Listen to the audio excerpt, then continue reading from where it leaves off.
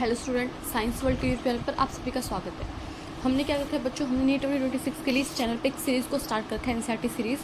उस सीरीज़ में हमने 3 चैप्टर कंप्लीट देख लिए। सेल वाला चैप्टर देख लिया हमने, ह्यूमन फिजियोलॉजी का फर्स्ट चैप्टर जो है breathing and exchange of gases, वो कंप्लीट कर लिया है। देन उसके बाद में हमने बॉडी फ्लूइड एंड सर्कुलेशन का चैप्टर भी पूरा कंप्लीट कर लिया, कुछ वो कर लिया, MCQs और PYQs वगैरह कर लिए हैं। उसके बाद में हमने टेस्ट भी किया था, आपने देखा होगा चैनल पे, कि उसमें हमने तीनों चैप्टर के मिक्स क्वेश्चंस किए थे। उसमें तीनों चैप्टर के क्वेश्चंस करवाए हुए आपको, तो वो एक टेस्ट भी है। उसके बाद में बच्चों हमने हमारा नेक्स्ट चैप्टर स्टार्ट किया था बॉडी फ्लूइड एंड सर्कुलेशन के बाद में, जो हमारा एक्सक्रीटरी सिस्टम वाला चैप्टर है, हमारी बॉडी से जो एलिमिनेशन वाला वो जो चैप्टर दिए हुए हमें, हमने वो वाला चैप्टर स्टार्ट किया था। उसकी 2 क्लासेस हम प्रीवियस देख चुके हैं। आज उस चैप्टर का हमारा 3rd लेक्चर होगा ये, उसमें हम आगे के टॉपिक्स देखेंगे, ठीक है। जैसे कि आपको स्क्रीन पे दिख रहा होगा कि क्या टॉपिक का क्या नाम है बच्चों, कौन सा टॉपिक देखेंगे आज हम देखेंगे काउंटर करंट मैकेनिज्म को, mechanism of concentration of the filter, कि कैसे हम हमारे जो फिल्ट्रेट है उसे कॉन्सेंट्रेट करेंगे। तो फिल्ट्रेट को कॉन्सेंट्रेशन करने का जो मैकेनिज्म है उसको हमें देखना है, और वो मैकेनिज्म होता है कौन सा, हम देखेंगे सीसी मैकेनिज्म। सीसी मैकेनिज्म मतलब जो काउंटर करंट मैकेनिज्म, सीसी का फुल फॉर्म है, तो वो आज हम देखेंगे। उससे पहले मैं अगर 2 मिनट के अंदर आपको पहले वाला लेक्चर्स को रिवाइज कराऊँ तो हमने क्या देखा था। सबसे पहले हमने जैसे चैप्टर को स्टार्ट किया, हमने देखा कि ma'am majorly 3 nitrogenous waste body में देखने को मिलते हैं। अमोनियस होते हैं, यूरियस होते हैं, यूरिक एसिड होते हैं। अमोनिया सबसे ज़्यादा टॉक्सिक है, मैक्सिमम अमाउंट में वाटर चाहिए उसको बॉडी से बाहर निकालने के लिए। यूरिक एसिड सबसे कम टॉक्सिक है, लीस्ट टॉक्सिक है, और सबसे कम अमाउंट में वाटर चाहिए उसको बॉडी से बाहर निकालने के लिए। अमोनिक एनिमल्स के एग्जाम्पल देखे थे, बॉनीफिशिस था, एक्वेटिक एम्फीबियंस था, एक्वेटिक इंसेक्ट था। फिर हमने यूरिया जो रिमूव करते हैं, यूरियोटैलिक एनिमल्स के एग्जांपल देखिए, क्या मैमल्स आ जाएगा, मैराइन फिशेस आ जाएगी, और क्या जाएगा टेरेस्ट्रियल एम्फीबियंस आ जाएगा। देन हमने यूरिक एसिड को रिलीज करने वाले जो एनिमल्स होते हैं, यूरिकोटैलिक एनिमल्स, उनके एग्जांपल देखिए, आरवे, लैंड स्नैल करके हमने टिक बनाई थी। फिर हमने देखा कि हमें क्या होता है, एक्सक्रीटरी जो ऑर्गन्स होते हैं उनमें वैराइटीज़ देखने को मिलती है। जो लोअर एनिमल्स है, मान लो जो इनवर्टिब्रेट्स हैं, उनमें जो एक्सक्रीटरी ऑर्गन होता है वो सिंपल ट्यूब्यूल का बना होता है, सिंपल ट्यूब्यूल लाइक स्ट्रक्चर होती है। वहीं पे जो हायर ऑर्गेनिज्म है लाइक हम होंगे, तो हमारा जो एक्सक्रीटरी सिस्टम होता है, एक्सक्रीटरी ऑर्गन होता है, वो थोड़ा सा कॉम्प्लेक्स हो जाता है, और हमारे अंदर क्या मिलता है, बेसिकली किडनी मिलती है। तो हमने देखा था जैसे प्रोटोनेफ्रीडिया हो गया और फ्लेम सेल्स हो गए, उसके एग्जांपल देखते हैं प्लेटीहेल्मिन्थेस में होते हैं, प्लेनेरिया देखा था, फ्लैटवर्म्स होते हैं, प्लेटीहेल्मिन्थेस को बोलते हैं, प्लेनेरिया उसका एग्जांपल था। देन हमने देखा स्फेलोकोडेटा लाइक एम्फिक्सिस उसका एग्जांपल हो गया। देन हमने देखा रोटिफर्स में कुछ एनालिडा में प्रोटोनेफ्रीडिया या फिर फ्लेम सेल्स देखने को मिलती है। फिर हमने देखा था मैम नेफ्रीडिया में हम एग्जांपल देखा था सम एनालिडा लाइक अर्थवर्म आ जाएगा। फिर हमने देखा माल्फिजियन ट्यूब्यूल इंसेक्टा में था, और कॉकरोच को उसको में इंक्लूड करना है। देन हमने देखा बच्चों एंटेनल ग्लैंड या फिर ग्रीन ग्लैंड जो क्रस्टेशियंस में आएगा, उसका एग्जांपल था प्रोन। फिर हमने पढ़ा मैम ह्यूमन का एक्सक्रीटरी सिस्टम में 1 पेयर किडनी का आएगा, 1 पेयर यूरेटर का आएगा, 1 यूरिनरी ब्लैडर आएगा और 1 यूरिथ्रा आएगा। देन वेट में ध्यान रखना, किडनी का वेट कितना होता है, 120 से लेकर 170 ग्राम किडनी का वेट दिया आपके एनसीईआरटी में। देन बच्चों में क्या रखना है, किडनी की लेंथ होती है 10 से 12 सेंटीमीटर, विड्थ होती है 5 to 7 सेंटीमीटर, एंड जो थिकनेस है वो 2 to 3 सेंटीमीटर। किडनी सिचुएटेड का होगी डोर्सल साइड में होगी, कहाँ पे, लास्ट थोरैसिक वर्टिब्रा से लेकर 3rd लंबर वर्टिब्रा के बीच में क्या होती है हमारी किडनी होती है। रेडिश ब्राउन कलर की होती है, बीन शेप की होती है। 2 पार्ट होते हैं मैम किडनी के, बाहर वाला पार्ट होता है कॉर्टेक्स, और अंदर वाला पार्ट होता है मेडुला, जो मेडुलरी पिरामिड के अंदर बटा होता है। मेडुलरी पिरामिड के अंदर कॉर्टेक्स का जो पार्ट एंटर कर जाता है उसे बोलते हैं रीनल कॉलम या फिर column of Bertini. Ma'am kidney के अंदर हमें कॉनकेव जो शेप होती है, वहाँ पे कॉनकेव जो सर्फेस होती है, वहाँ पे पिंक नॉच देखने को मिलती है, जिसे बोलते हैं हाइलम। हाइलम से ब्लड वेसल्स हो गया, नर्व होगी, यूरेटर होगी, वो एंटर करती है। हाइलम के अंदर क्या होता है, एक फनल शेप स्ट्रक्चर होती है जिसे हम बोलते हैं पेल्विस। पेल्विस ऐसे प्रोजेक्शंस निकले होते हैं जिन्हें हम बोलते हैं मैम कैलिक्स। ठीक है बच्चों, यहाँ तक हमने देख लिया। फिर हमने क्या देखा बच्चों की जो किडनी होती है उसके बाहर रीनल कैप्सूल देखने को मिलता है, एक टफ कैप्सूल होता है जो किडनी का क्या करता है, प्रोटेक्शन करता है। फिर हमने देखा कि मैम जो हमारी क्या है कि जो हमारा किडनी है उसका फंक्शनल यूनिट क्या मैम, नेफ्रॉन है। एक किडनी के अंदर हमें 1 मिलियन यानी 10 लाख नेफ्रॉन मिलेंगे, तो हमारे पास 2 किडनी तो टोटल 20 लाख नेफ्रॉन होगी। नेफ्रॉन के 2 पार्ट होते हैं मैम, एक ग्लोमेरुलस होता है जो कैपिलरी का गुच्छा होता है, और एक क्या होता है मैम, ट्यूब्यूल स्ट्रक्चर होती है। ट्यूब्यूल स्ट्रक्चर में सबसे पहले बॉमन्स कैप्सूल आ जाएगा, देन पीसीटी आ जाएगी, देन हेनलेस लूप आ जाएगा, देन डीसीटी आ जाएगी, और उसके बाद में क्या आ जाएगी, कैक्टिन डक्ट आ जाएगी। ये क्या है, पूरी रीनल ट्यूब्यूल है, और उसके अंदर क्या होता है, यहाँ पे ग्लोमेरुलस होता है। जो ब्लड लेके आती है ग्लोमेरुलस में वो तो होता है एफरेंट आर्टरी, और जो ब्लड बाहर लेके जाती है, एग्जिट करती है ब्लड को, वो तो इफरेंट आर्टरी, और इनके डायमीटर में क्या होता है, डिफरेंस होता है, हमने देखा था। फिर हमने देखा था कि मैम नेफ्रॉन को हम 2 पार्ट में डिवाइड कर सकते हैं, कॉर्टिकल नेफ्रॉन और जक्स्ट्रा मेडुलरी नेफ्रॉन।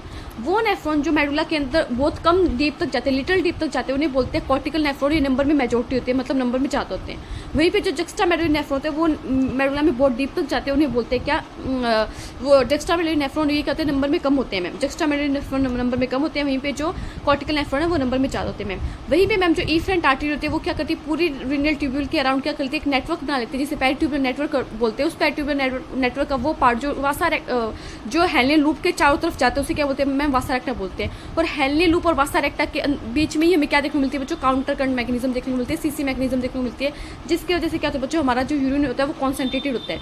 ठीक है मैम। फिर हम देखा कि मैम जो हमारा यूरिन बनता है, उसके 3 स्टेप है, यूरिन फॉर्मेशन के 3 स्टेप है बच्चों। सबसे पहले आएगा ग्लोमेरुलर फिल्ट्रेशन, देन आएगा रीएब्जॉर्प्शन, देन आएगा सिक्रीशन। सबसे पहले मैम जो रीएब्जॉर्प्शन सबसे पहले क्या होता है, ग्लोमेरुलर फिल्ट्रेशन होता है। ग्लोमेरुलर फिल्ट्रेशन कैसे होता है मैम?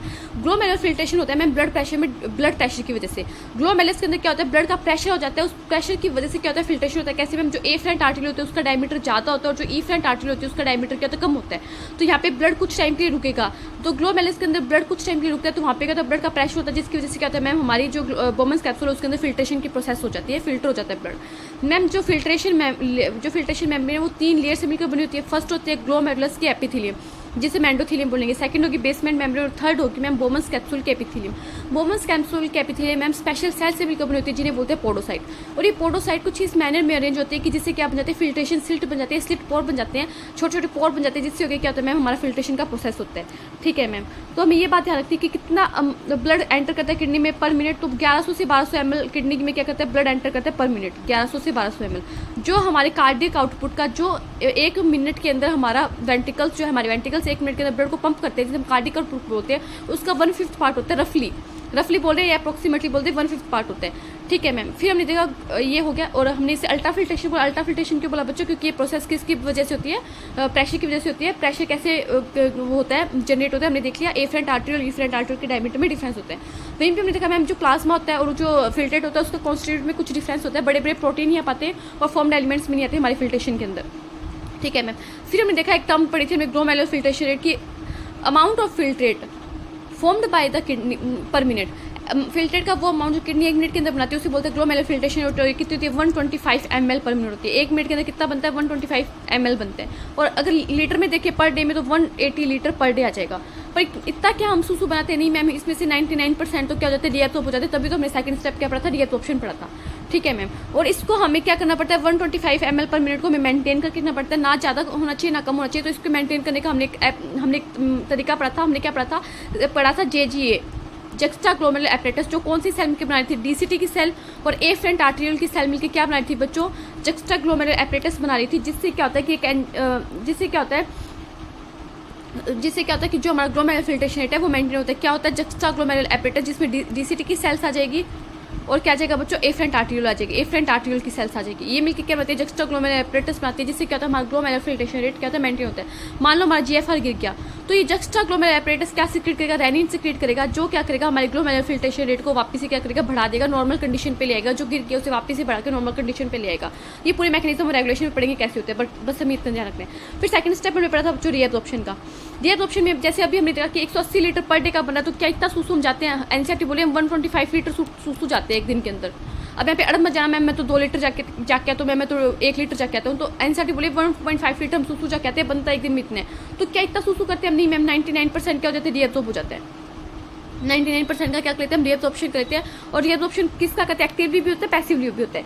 पैसिवली किसका रीएब्जॉर्प्शन होगा बच्चों, वाटर का, नाइट्रोजनस वेस्ट का जो रीएब्जॉर्प्शन होता है वो कैसे होता है बच्चों, पैसिवली होते हैं। वहीं पे किसका, हमें 3 चीज़ों का, ग्लूकोज का, एमिनो एसिड का एंड Na+ का। अमीनो एसिड हो गया, Na+ हो गया और ग्लूकोज हो गया। इन तीनों का रीएब्जॉर्प्शन कैसे होता है बच्चों, एक्टिवली होता है।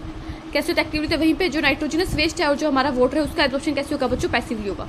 इनका पैसिवली रीएब्जॉर्प्शन हो जाता है। और क्या कर लेते हैं हम, 99% वाटर को वापस क्या करते हैं, रीएब्जॉर्ब कर लेते हैं। और 1.5 लीटर सूसू क्या करते हैं, एक दिन में जाके आते हैं। ठीक है मैम, रीएब्जॉर्प्शन हो गया। फिर सेकंड चीज़ आती है बच्चों क्या, उस कहते हैं सिक्रीशन की। फिर हम क्या करते हैं बच्चों, कुछ चीज़ें सीक्रेट भी करते हैं। सीक्रेट किसको करेंगे, 3 चीज़ें सीक्रेट करेंगे। अमोनिया को सीक्रेट करेंगे, क्योंकि अमोनिया नाइट्रोजनस वेस्ट है, उसको हमारी बॉडी में नहीं रखना। हम K+ को सीक्रेट करेंगे, पोटेशियम आयन को, MH+ आयन को सीक्रेट करेंगे। इनको क्या करते हैं बच्चों, हम सीक्रेट करते हैं। ठीक है मैम, इतनी बात होगी। सिक्रेशन हो गया और रीएब्जॉर्प्शन हो गया। सिक्रेशन क्या करते हैं बच्चों, हमारी बॉडी के जो आयनिक बैलेंस है, जो बॉडी फ्लूइड बैलेंस है, जो आयनिक बैलेंस है, जो ऑस्मो रेगुलेशन है, उसे बना के रखते हैं। ठीक है मैम, इतनी बात होगी। फिर हमने देखा था फंक्शन ऑफ ट्यूब्यूल्स। फंक्शन क्या होता है ट्यूब्यूल्स का, हमने ट्यूब्यूल की स्ट्रक्चर देख ली, नेफ्रॉन की स्ट्रक्चर देख ली। क्या होती है, पहले क्या आएगा, बोमन्स कैप्सूल आ जाएगा, फिर PCT आ जाएगा, फिर हेनले लूप आ जाएगा, फिर DCT आ जाएगा, फिर कलेक्टिंग डक्ट आ जाएगी। यस मैम, तो सबसे पहले हमने देखा PCT। जो PCT है बच्चों, बोमन्स कैप्सूल, जैसे हमने अगर डायग्राम बना के देखे तो यहाँ से बोमन्स कैप्सूल से क्या होता है, हमारा नेफ्रॉन की स्ट्रक्चर स्टार्ट होती है। बोमन्स कैप्सूल के आगे क्या आते हैं, PCT आते हैं बच्चों। फिर डिसेंडिंग लिम्ब ऑफ फ्लूइड पर फैलने आती है, फिर असेंडिंग लिम्ब ऑफ फ्लूइड पर फैलने आती है। पहले क्या होता है, थिन पार्ट होता है, फिर थोड़ा सा थिक पार्ट आ जाता है। ठीक है, फिर उसके बाद में क्या आ जाती है, DCT आ जाती है, फिर क्या आती है बच्चों, कलेक्टिंग डक्ट आ जाती है। ये हमने पूरा स्ट्रक्चर देखा हुआ किसका, नेफ्रॉन का। तो जो बच्चों हमारा PCT वाला पार्ट है, PCT का काम क्या बच्चों, PCT का फंक्शन है रीएब्जॉर्प्शन करना। पीसीटी का मेन फंक्शन क्या बच्चों, रीएब्जॉर्प्शन करना। 70 to 80% इलेक्ट्रोलाइट का रीएब्जॉर्प्शन और वाटर का रीएब्जॉर्प्शन कौन से पार्ट में होते हैं, पीसीटी वाले पार्ट में होता है बच्चों। और पीसीटी में कौन सी सेल्स होती है, simple cuboidal brush border epithelium देखने को मिलती है, जो क्या करती है सरफेस एरिया को इंक्रीज करती है। और पीसीटी क्या करती है, हमारे पीएच को रायनिक बैलेंस को बना के रखती है। कैसे, पीसीटी क्या करेगी, H+ का तो सिक्रीशन करेगी और क्या करेगी, बाइकार्बोनेट आयन को एब्जॉर्ब कर लेगी, जिससे क्या होगा कि हमारा जो पीएच है, आयनिक बैलेंस है, वो मेंटेन रहेगा। फिर बारी आती है बच्चों किसकी, हेनली लूप की। हेनली लूप की दो पार्ट है, ये तो डिसेंडिंग लिम्ब जो नीचे जा रही है, इसमें फिल्ट्रेट नीचे जाएगा, और ये असेंडिंग लिम्ब जो क्या करे ऊपर जा रही है, इसमें फिल्ट्रेट क्या जाएगा, ऊपर जाएगा। जो डिसेंडिंग लिम्ब है, इससे क्या बाहर निकल सकता है बच्चों, वाटर बाहर निकल सकता है, ये वाटर के लिए क्या परमिएबल है और आयंस के लिए परमिएबल है। वहीं पे जो हमारी असेंडिंग लिम्ब से क्या बाहर निकलेगा बच्चों, NaCl बाहर निकलेगा। असेंडिंग लिम्ब किसके लिए परमिएबल है, आयंस के लिए परमिएबल है और वाटर के लिए परमिएबल है। तो हमें पता है कि जो हमारा ये हेनली लूप, हमें पता है कौन से पार्ट में होते हैं, मेडुला वाला पार्ट में होता है। ऊपर कितनी ऑस्मोलिटी होती है, 300, नीचे कितनी होती है, 1200 होती है। तो जैसे जैसे डिसेंडिंग लिम्ब में फिल्ट्रेट नीचे जाता है, वैसे वैसे क्या होता है, कॉन्सेंट्रेट हो जाता है। इसलिए हम डिसेंडिंग लिम्ब को कॉन्सेंट्रेटेड लिम्ब भी बोलते हैं और असेंडिंग लिम्ब को क्या बोलते हैं, डाइल्यूटिंग लिम्ब भी बोलते हैं, क्योंकि असेंडिंग लिम्ब में जैसे जैसे फिल्ट्रेट ऊपर जाता है कैसे होता है, डाइल्यूट हो जाता है। तो ये काम हो गया किसका बच्चों, हेनली लूप का। फिर बच्चों बारी आती है किसकी, डीसीटी की। देखो डीसीटी के अंदर रीएब्जॉर्प्शन वैसे तो नहीं होगा, डीसीटी के अंदर जो रीएब्जॉर्प्शन होगा बच्चों कैसा होगा, कंडीशनल होगा। अगर हमारी बॉडी में ऐसी कंडीशन बन गई, हम पूरे दिन से घर से बाहर, हम एक बोतल पानी का लेके निकले थे, अपने भाई बहन के साथ गए थे, आधा उसने पी लिया, आधा मैंने पी लिया, मतलब पानी आधा पी लिया एक बोतल के अंदर। सुबह से घर से 7 बजे के निकले और रात को 7 बजे घर पे आएंगे और कहीं पे बीच में पानी नहीं पिया, तो कंडीशन ऐसी आएगी बॉडी में कि पानी नहीं है, तो कंडीशनल रीएब्जॉर्प्शन होगा किसमें, डीसीटी में। जब हमारी बॉडी में पानी नहीं है तो क्या होगा, हम क्या करेंगे, कंडीशनल रीएब्जॉर्प्शन करेंगे वाटर का डीसीटी से। तो डीसीटी के अंदर बच्चों कंडीशनल रीएब्जॉर्प्शन होता है और इसमें क्या करता है, ये हमारी बॉडी का आयनिक बैलेंस बना के रखती है और क्या करती है, पीएच को मेंटेन करके रखती है। और क्या करेगी, सिलेक्टिव सिक्रीशन होगा किसका, H+ का और K+ का। ठीक है, ये बात हमें पड़ी क्योंकि सिक्रीशन किसका होता है, H+ का होगा, K+ का होगा। ठीक है बच्चों, डीसीटी का ये काम है। वहीं पे जो फिर हमारी कलेक्टिंग डक्ट आती है, कलेक्टिंग डक्ट के अंदर भी बच्चों क्या होता है, सिलेक्टिव एब्जॉर्प्शन होते हैं बच्चों। कंडीशनल एब्जॉर्प्शन बोलते हैं, सिलेक्टिव तो सिक्रीशन करेगा, मैंने बहुत गलत बोलते हैं। कंडीशनल एब्जॉर्प्शन होता है यहाँ पे बच्चों, कलेक्टिंग डक्ट में, सीडी में। और सीडी की एक बात और ध्यान है, ये भी क्या करती है बच्चों, हमारे पीएच को, आयनिक बैलेंस को बना के रखती है। और सीडी की एक बात और ध्यान है, ये क्या करती है, हमारे जो मेडुलर इंटरस्टिशियम है उसकी ऑस्मोलैरिटी बना के रखी, कैसे यूरिया को बाहर सिक्रेट करेगी। कलेक्टिंग डक्ट से बाहर क्या आ सकता है, मेडुलर इंटरस्टिशियम में यूरिया आ सकता है। ये डायग्राम मैंने आपको दिखाया था, ये देखो, ये रहा डायग्राम, दिखेंगे देखो, ये तो है बच्चों क्या हमारा ग्लोमेरुलस। और यहाँ से क्या देखो, अमोनिया का, H+ का क्या करें हम, सिक्रीशन करें, बाइकार्बोनेट आयन का, NaCl का, न्यूट्रिएंट्स का, वाटर का क्या करें हम, एब्जॉर्प्शन करें। वहीं से देखो NaCl का हम एब्जॉर्प्शन कर रहे हैं, बाइकार्बोनेट आयन का एब्जॉर्प्शन कर रहे हैं और H2 का एब्जॉर्प्शन करें, K+ को, H+ को क्या करें, सिक्रेट करें। ये descending limb of loop of Henley, इससे फिल्ट्रेट नीचे जाएगा। देखो नीचे एरो लगा के रखो, तो ये H2 के लिए परमिएबल है, वाटर इससे बाहर निकल जाएगा। ये ascending limb of loop of Henley, इसका थिक सेगमेंट है और इसका थिक सेगमेंट है। और ये किसके लिए परमिएबल होता है बच्चों, NaCl के लिए, मतलब इलेक्ट्रोलाइट्स के लिए। तो क्या होगा, इलेक्ट्रोलाइट्स बाहर आ जाएंगे, NaCl इलेक्ट्रोलाइट है जो बाहर आ रहा है। और फिर ये बच्चों कलेक्टिंग डक्ट से क्या है बच्चों, यूरिया बाहर आ रहा है देखो। और फिर ये यूरिया कहाँ पे एंटर कर जाता है बच्चों, हमारे असेंडिंग लिम्ब में एंटर कर जाता है। ये पूरा हम साइकिल पढ़ेंगे, अभी मैं आपको पढ़ाऊंगी काउंटर करंट मैकेनिज्म, उसमें पढ़ेंगे ये। ठीक है, तो ऑस्मोलैरिटी कितनी होती है, यहाँ पे 300 होती है और यहाँ पे कितनी हो जाती है, 1200 हो जाती है, ये हमने देखा था।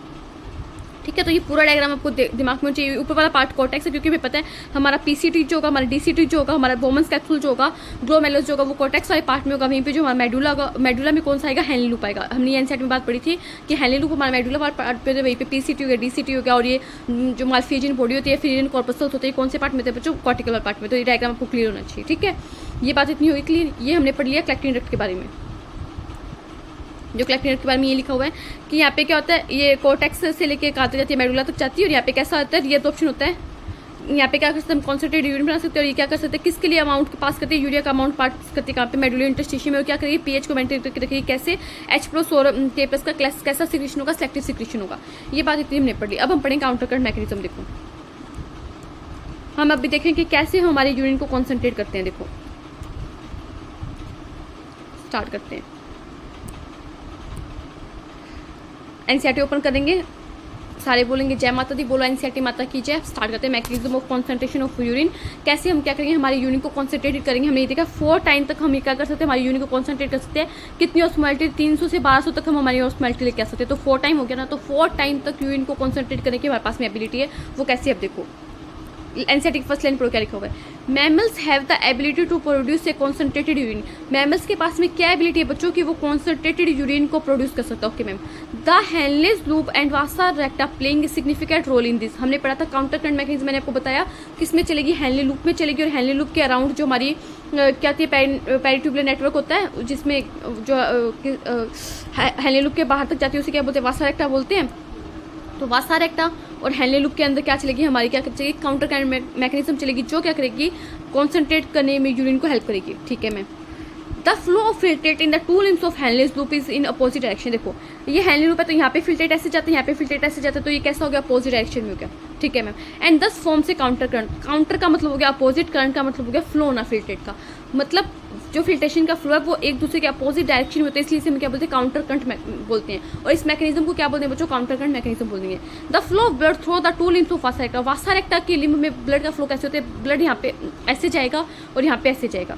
तो देखो हेनले लूप में भी क्या अपोजिट डायरेक्शन में हो रहा है, अगर मैं वासा रेक्टा की लिम्ब और हेनले लूप की लिम्ब देखूँ तो इनमें भी अपोजिट डायरेक्शन में ब्लड का फ्लो है, फिल्ट्रेट का फ्लो है। तो ये क्या करता है बच्चों, ये काउंटर करंट बनाता है। फिल्ट्रेशन और ब्लड का फ्लो अपोजिट डायरेक्शन में होता है, जो क्या करता है बच्चों, काउंटर करंट मैकेनिज्म बनाता है और हमारी फिल्ट्रेट को कॉन्सेंट्रेट करने में, हमारी यूरिन को कॉन्सेंट्रेट करने में हेल्प करता है। तो यही बात एनसीईआरटी लिखी है, मैं वापस एक बार इरेज करके आपको अच्छे से पढ़ा देती हूँ जिससे कोई डाउट ना रहे। Mammals have the ability to produce a concentrated urine. Yes बच्चों, मैमल्स के पास में एबिलिटी है यूरिन को कॉन्सेंट्रेट करने की।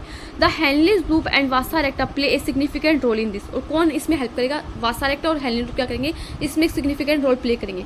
The flow of filtrate in the two limbs of the Henle's loop is in opposite direction.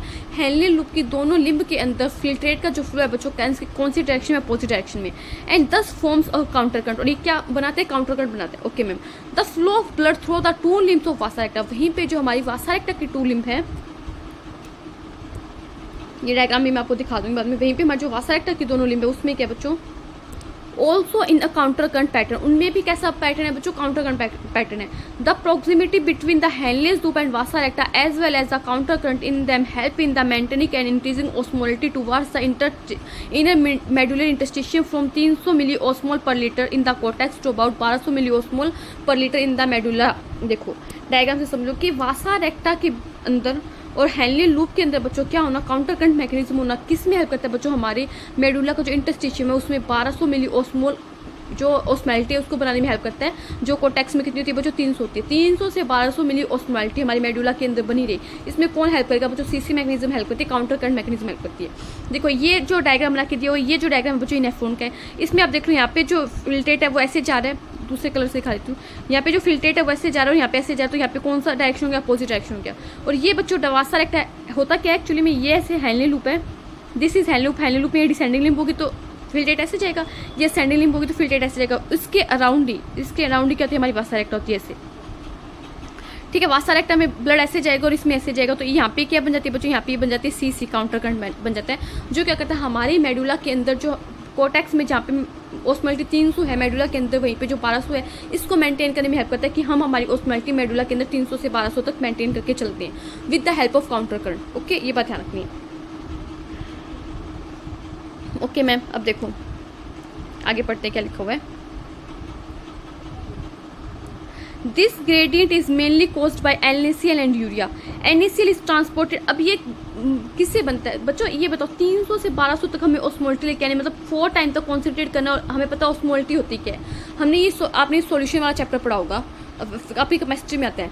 Molality होती है, मोलैलिटी होती है। हम ऐसे क्या पढ़ते हैं, कुछ टर्म्स पढ़ते हैं, कॉन्सेंट्रेशन की टर्म पढ़ते हैं। तो उसमें क्या होता है कि 1 लीटर जो आपका सॉल्यूशन है उसके अंदर कितना आपने सोल्यूट डाला है, वो उसकी क्या होती है, ऑस्मोलिटी होती है, उसकी मोलैलिटी होती है। इस टाइप से आप कुछ पढ़ते हो केमिस्ट्री में, तो वही है यहाँ पे। इसका मतलब हो गया 1200 मिली ऑस्मोल पर लीटर, मतलब 1 लीटर के अंदर 1200 मिली ऑस्मोल है। हम ऐसे मान सकते हैं कि 1 लीटर के अंदर 1200 सोल्यूट डाला हुआ है, 1200 सोल्यूट के पार्टिकल हम ऐसे मान सकते हैं। वहीं पे 300 मिली ऑस्मोल है, मतलब हमने 1 लीटर मान लो सोल्यूशन है कोई हमारे पास में, तो उसके अंदर हमने कितना सोल्यूट डाला हुआ है, 300 सोल्यूट डाला हुआ है। तो बताओ 1 लीटर सोल्यूशन में 300 सोल्यूट डाला हुआ है 1 लीटर में, और 1 लीटर में 1200, तो कौन सा ज़्यादा कॉन्सेंट्रेट हुआ, कौन सा ज़्यादा गाढ़ा हुआ। ये 1200 वाला ज़्यादा गाढ़ा होगा ना, कि मान लो एक आपने गिलास लिया, 1 गिलास पानी लिया और उसमें 1 चम्मच चीनी घोल ली, 1 चम्मच चीनी डाली। वहीं पे आपने दूसरा गिलास पानी का लिया, उसमें 4 चम्मच चीनी डाली, तो कौन सा ज़्यादा गाढ़ा होगा, किसकी ऑस्मोलिटी ज़्यादा होगी। जो आपके पास जिस गिलास में आपने 4 चम्मच चीनी डाली उसकी ऑस्मोलिटी ज़्यादा होगी। वही बात होती है यहाँ पे कि इसको मेंटेन करके कौन रखता है। हम क्या करते हैं, हमने ये पढ़ा कि हमारी जो असेंडिंग लिम्ब होती है बच्चों, वो इलेक्ट्रोलाइट्स के लिए क्या होती है, परमिएबल होती है। इलेक्ट्रोलाइट्स के लिए परमिएबल होती है, तो उससे क्या होंगे, NaCl बाहर आ जाएंगे। ये देखो NaCl बाहर आ रहा है, ये हमारे असेंडिंग लिम्ब का थिक पार्ट है। असेंडिंग लिम्ब का कैसा पार्ट है, असेंडिंग लिम्ब का थिक पार्ट है। और असेंडिंग लिंब होती है हैंडलिंग लूप की बच्चों, वो किसके लिए परमिएबल होती है, वो परमिएबल होती है आयंस के लिए, इलेक्ट्रोलाइट्स के लिए। तो उससे NaCl बाहर आ जाता है, यहाँ पे NaCl बाहर आ गया, NaCl बाहर आ गया, NaCl बाहर आ गया। और यहाँ पे क्या हो गया, कलेक्टिंग डक्ट से यूरिया भी बाहर आ जाते हैं। हमने देखा था कलेक्टिंग डक्ट का पार्ट क्या होता है, यूरिया के लिए भी परमिएबल होते हैं। तो यूरिया भी मेडुलर इंटरस्टिशियम में आ गया, NaCl भी मेडुलर इंटरस्टिशियम में आ गया। तो यहाँ पे क्या हो गया बच्चों, आयंस ज़्यादा हो गए, आयंस ज़्यादा होगी तो ऑस्मोलिटी ज़्यादा होगी, तभी तो हम यहाँ पे क्या करते हैं 1200 मिली ऑस्मोल तक हम यहाँ पे क्या करते हैं ऑस्मोलिटी बना के रख सकते हैं। तो यही बात एनसीईआरटी बोल रही है, आपको मार्क करके रखना है, इसको अंडरलाइन कर लो कि जो ग्रेडियंट होता है वो किसकी वजह से बनता है, NaCl की वजह से बनता है और यूरिया की वजह से बनता है। NaCl कहाँ से आता है, असेंडिंग लिंब से आता है, वहीं पे जो यूरिया वो कहाँ से आता है, कलेक्टिंग डक्ट से आता है। कहाँ पे, मेडुलर इंटरस्टिशियम में। कलेक्टिंग डक्ट क्या करती है, मेडुलर इंटरस्टिशियम में यूरिया को पास कर देती है, और जो असेंडिंग लिंब है वो क्या करती है, मेडुलर इंटरस्टिशियम में NaCl को पास कर देती है, जिसकी वजह से क्या होता है बच्चों, हमारा जो ग्रेडियंट है वो बन जाता है इंटरस्टिशियम में, मेडुलर इंटरस्टिशियम में। ओके मैम, इतनी बात समझ में, इसको रेज करती हूँ मैं, बाकी पढ़ते हैं। दोनों चीज़ें ध्यान रखनी है, NaCl को भी ध्यान रखना है, यूरिया को भी ध्यान रखना है। इसको मार्क कर लो, ऐसे हाईलाइट कर लो, NaCl और यूरिया को बॉक्स में बंद कर लो। NaCl is transported by the ascending limb of handling loop. अभी हमें देखना ascending limb of loop of handling है, उसका थिक पार्ट किसके लिए परमिएबल है, असेंडिंग लिंब किसके लिए परमिएबल है, NaCl के लिए परमिएबल है। तो NaCl क्या होगा, मेडुलर इंटरस्टिशियम में आ जाएगा ascending limb of loop of हैंडलिंग से, which is exchange with descending limb of vasa recta. अभी देखो कैसे एक्सचेंज होता है मैं बताऊंगी। NaCl is returned to the interstitium by the ascending portion of vasa acta. Similarly, small amount of urea enter the thin segment of ascending limb of Henle's tube, which is transported back to the interstitium by the collecting tubule. The above described transport of substance facilitated by the special arrangement of Henle's tube and vasa acta is called the counter current mechanism. This mechanism help to maintain a concentration gradient. अब देखो क्या होता है, नए page लेते हैं। अब हम क्या करते हैं, डायग्राम बनाते हैं। देखो एफरेंट आर्टेरियल आई, एफरेंट आर्टेरियल ग्लोमेरुलस बनाया, एफरेंट आर्टेरियल का डायमीटर छोटा बनाना, डायमीटर छोटा बनाना, एफरेंट आर्टेरियल। ये क्या बच्चों, बोमन्स कैप्सूल है। ये हमारी PCT होगी, ये हमारी हैंडले लूप होगी, हैंडले लूप की डिसेंडिंग लिंब होगी, हैंडले लूप की असेंडिंग लिंब होगी, ये हमारी DCT होगी, और ये हमारी क्या है कलेक्टिंग डक्ट आएगी। थोड़ा सा इसको दूर बनानी, तो ये क्या है कि हमारी DCT आएगी और ये हमारी कलेक्टिंग डक्ट आएगी। ओके मैम, इतनी बात समझ में आ गई। यहाँ पे बहुत सारे नेफ्रॉन ओपन होते हैं, तो बहुत सारे नेफ्रॉन ओपन करके दिखाती हूँ मैं। फिर हमें पता है कि मैम जो ये हमारा क्या है, क्या बोलते हैं इसे, जो हमारा ये हैंडले लूप है, इसके बाहर हमें पेरिट्यूबुलर नेटवर्क देखने को मिलता है, जिससे हम बोलते हैं वासा रेक्टा। तो मैं इसको मार्क कर दूँ, ये तो है हैंडले लूप, ये हैंडले लूप है, ये हैंडले लूप है, और ये है वासा रेक्टा। इसको मार्क कर दिया, वासा रेक्टा। ठीक है मैम। अब जब बताओ ये कौन सी लिंब है, असेंडिंग लिंब है। ये हैंडले लूप की असेंडिंग लिंब है बच्चों, और ये हैंडले लूप की डिसेंडिंग लिंब है। हम ये पता है कि बच्चों जो हमारे हैंडले लूप की असेंडिंग लिंब है वो NaCl के परमिएबल है, तो यहाँ से NaCl बाहर आ रहा है, NaCl बाहर आ रहा है। अब मैं इसको ना डायग्राम मैंने पूरा बना दिया, तो मैं इसको ना नेक्स्ट पेज पे बना के दिखा रही हूँ। ये तो हो गया बच्चों हैंडले लूप।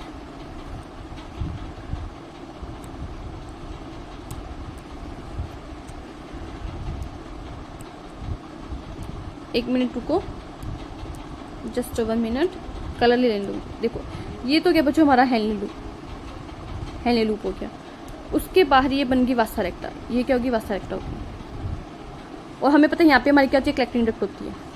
ये तो है बच्चों कलेक्टिंग डक्ट, ये हमारा हैंडले लूप, और ये हमारी वासा रेक्टा, वासा रेक्टा।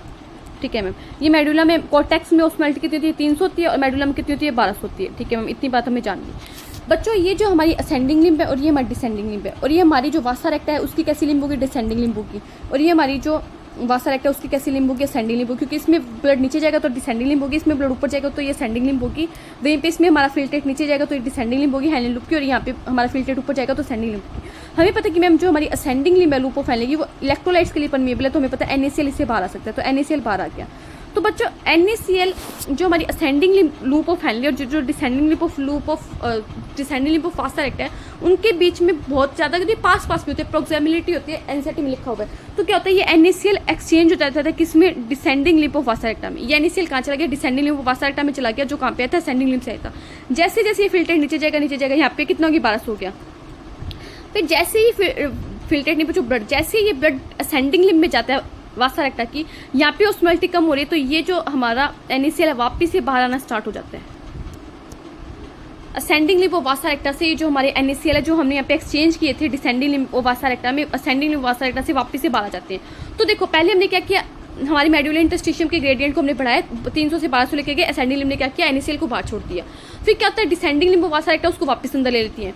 अगर ये वापस अंदर ले लेगी तो हमारी जो मेडुलर इंटरस्टिशियम की जो हमने ग्रेडियंट बढ़ाया 1200 वो तो कम हो जाएगा ना बच्चों, क्योंकि आयंस मेडुला से कहाँ चले गए, एक्सचेंज हो गए किसमें, डिसेंडिंग लिम्बो वासा रेक्टा में। फिर ये बात तो गलत हो जाएगी, हम हमारी ऑस्मोलैरिटी को 1200 कैसे मेंटेन रखेंगे। तो क्या होता है कि जैसे यहाँ तक तो डिसेंडिंग लिम्ब ने लेके रखे आयंस अपने अंदर, पर क्या होता है अभी वापस असेंडिंग लिम्ब बन गई, वो ऊपर जा रही है, ऊपर ऑस्मोलैरिटी कम हो रही है, तो इसको क्या करने पड़ेंगे, वापस से NaCl को छोड़ना पड़ेगा मेडुलर इंटरस्टिशियम में। तो जो इसने डिसेंडिंग लिम्बो वासा रेक्टा ने NaCl को लिया था वही क्या करती है, वापस से छोड़ देती है असेंडिंग लिम्बो वासा रेक्टा हमारी मेडुलर इंटरस्टिशियम में, जिससे क्या होता है हमारी जो ऑस्मोलैरिटी वो मेंटेन हो जाती है। फिर बात लिखी हुई है यूरिया के लिए। यूरिया के लिए क्या लिखा हो कि यूरिया कहाँ से निकलेगी, कलेक्टिंग डक्ट से निकलेगी।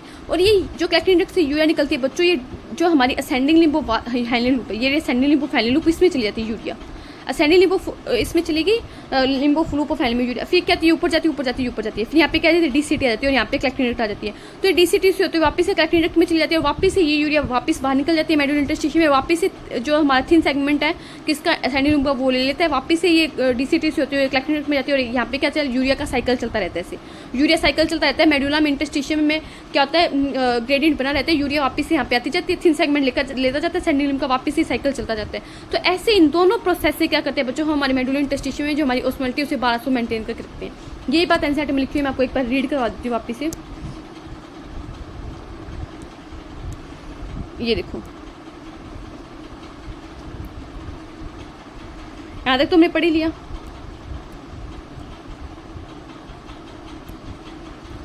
कि ग्रेडियंट किसकी वजह से होता है, NaCl और यूरिया की वजह से होता है। NaCl is transported by the ascending limb, जो NaCl ट्रांसपोर्टेड हुआ ascending limb of loop Henle which is exchanged by the descending limb vasa recta. वो वासा रेक्टा डिसेंडिंग लिम्ब से क्या होता है, एक्सचेंज हो जाता है, वासा रेक्टा की डिसेंडिंग लिम्ब उसे अपने अंदर ले लेती है।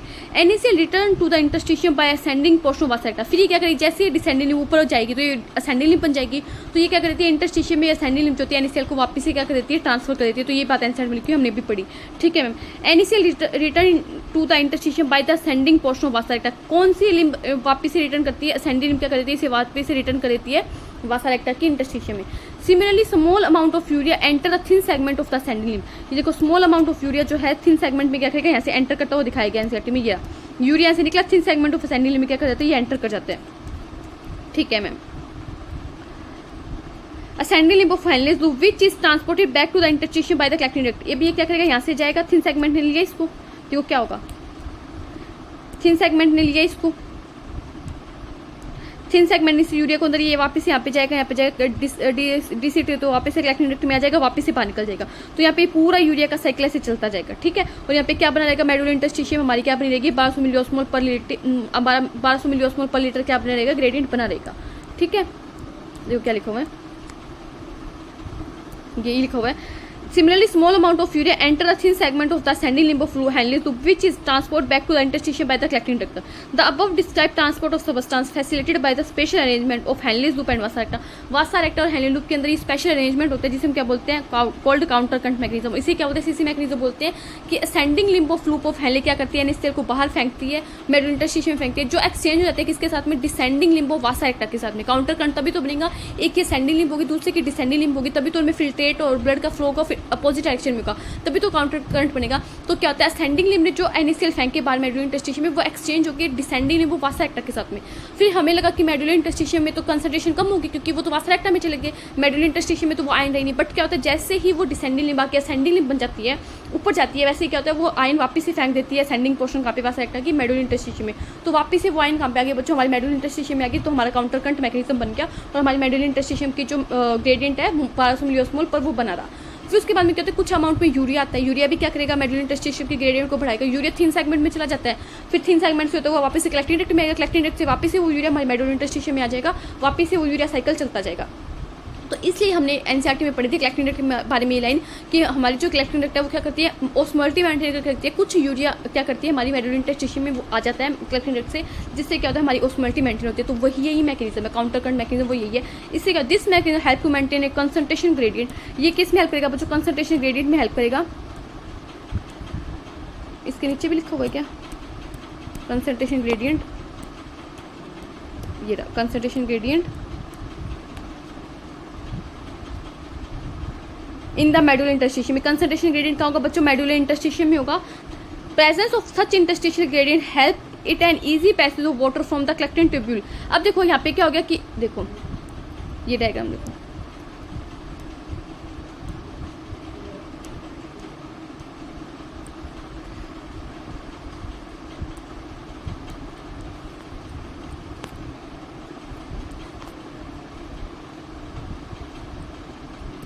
यहाँ पे देखो कितनी ऑस्मोलिटी है बच्चों, 1200 मिली ऑस्मोलिटी है। और यहाँ 1200 मिली ऑस्मोलिटी, तो मतलब बाहर क्या है, पानी कम है। 1200 मिली ऑस्मोलिटी मतलब एक गिलास में 4 चम्मच चीनी घोल के पानी कम है। और कलेक्टिंग डक्ट, जैसे यहाँ पे यूरिन जा रहा है, जो फिल्ट्रेट जा रहा है, कलेक्टिंग डक्ट में आने के बाद में हम यूरिन को फिल्ट्रेट को यूरिन बोल सकते हैं। कलेक्टिंग डक्ट से पहले पीसीटी डीसीटी में हम उसे क्या बोलते हैं, फिल्ट्रेट बोलते हैं। जैसे ही वो फिल्ट्रेट कलेक्टिंग डक्ट में चला जाता है हम उसे यूरिन बोल देते हैं। तो यहाँ पे यूरिन आ रहा है। अब मान लो हमने क्या किया, पानी कम पिया, ये ऐसी तो कंसंट्रेशन होता है हमारा। मैंने आपको बताया कि हम सुबह 7 बजे निकले हुए, रात को 7 बजे घर पे आ रहे हैं, उसके बीच में हमने पानी नहीं पिया, 1 बोतल पानी था वो खत्म हो गया। तो उस केस में क्या होता है, ऐसे ही तो होता है, काउंटर करंट मैकेनिज्म चलती है। हमारे जो सूसो 4 टाइम तक कंसंट्रेट हो सकता है। कैसे, हमारे बाहर कितनी ऑस्मोलिटी है, 1200 मिली ऑस्मोलिटी है, 1200 आयंस हमारे 1 लीटर में। यहाँ पे क्या कर रहा है, यूरिन जा रहा है, या फिर यहाँ पे फिल्ट्रेट जो यूरिन जा रहा है, यहाँ पे पानी जाता है। तो क्या करेगा, यहाँ पे 1200 मिली ऑस्मोलिटी, पानी कम है यहाँ पे, तो क्या करेगा, कलेक्टिंग डक्ट से सारा पानी बाहर आ जाएगा। हमने क्या कर लिया, पानी को सारा यूरिन से बाहर खींच लिया, रीअब्जॉर्ब कर लिया। ठीक है, तो इससे क्या होता है, हमारा जो फिल्ट्रेट यहाँ से जो हमारा सूसू निकलेगा, यूरिन निकलेगा, वो कैसे होगा, 4 टाइम तक कॉन्सेंट्रेट कर सकते हैं हम, 300 से 1200 तक कह सकते हैं उस कंडीशन में जब हमने पानी नहीं पिया।